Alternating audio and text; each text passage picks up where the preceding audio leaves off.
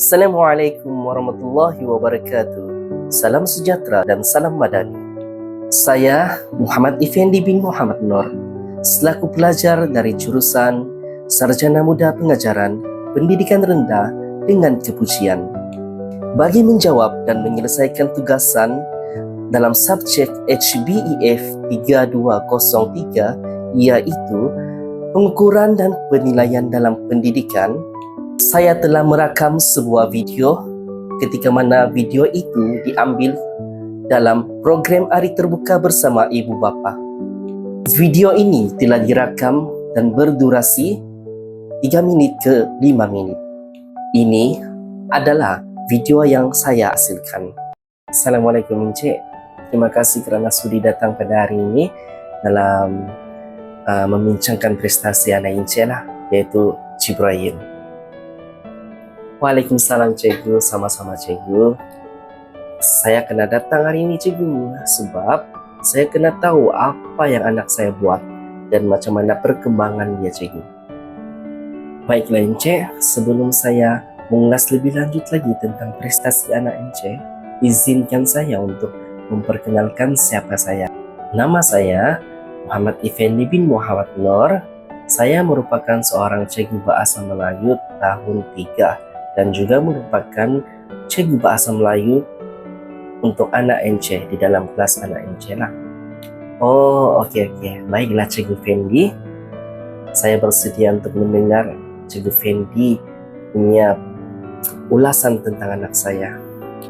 Untuk pengetahuan Encik, baru-baru ini saya ada mengadakan satu ujian untuk menilai dan mengukur sejauh mana tahap anak Encik faham dengan apa yang telah saya ajar melalui satu topik lah. Seperti mana yang Encik lihat pada gambar ini, ini adalah keputusan yang diperolehi oleh anak Encik, yang mana kata adjektif ni dia memperoleh 40 markah lah, 40%, dan 20% lagi adalah daripada pemahaman anak Encik. Dalam ujian tersebut, saya membuat 4 soalan, yang mana 2 soalan adalah kata adjektif yang melibatkan perasaan, dan 2 lagi soalan adalah kata adjektif yang melibatkan jarak. Untuk keempat-empat soalan ini pada bagian A, anak Encik dapat menjawab dengan baguslah. Dan 2 soalan lagi saya buat dalam bentuk subjektif, yang mana pelajar harus membina ayat berdasarkan soalan yang diberikan. Untuk pengetahuan Encik, anak Encik dari segi pemahaman dia sangat kurang. Kemungkinan anak Encik tidak dapat membina satu ayat yang sesuai dengan situasi. Seperti mana yang Encik lihat, ini adalah soalan yang saya buat. Dan dalam bagian E, saya membuat 2 soalan yang berbentuk objektif dan juga pernyataan betul atau salah. Semua ini anak Encik dapat menjawab dengan baik. Tapi apabila masuk di bahagian membina ayat ataupun subjektif, anak Encik kurang dalam hal ini. Secara kesimpulannya, dapatlah dinyatakan bahawa kelebihan yang anak Encik miliki ini ialah dia dapat memahami perasaan dan juga mengetahui jarak sesuatu tempat itu. Kelebihan itu tidak dapat disangkalkan lagi. Cuma apabila melibatkan pembinaan ayat, dia kurang faham dan dia tidak mampu membuat ayat dengan betul.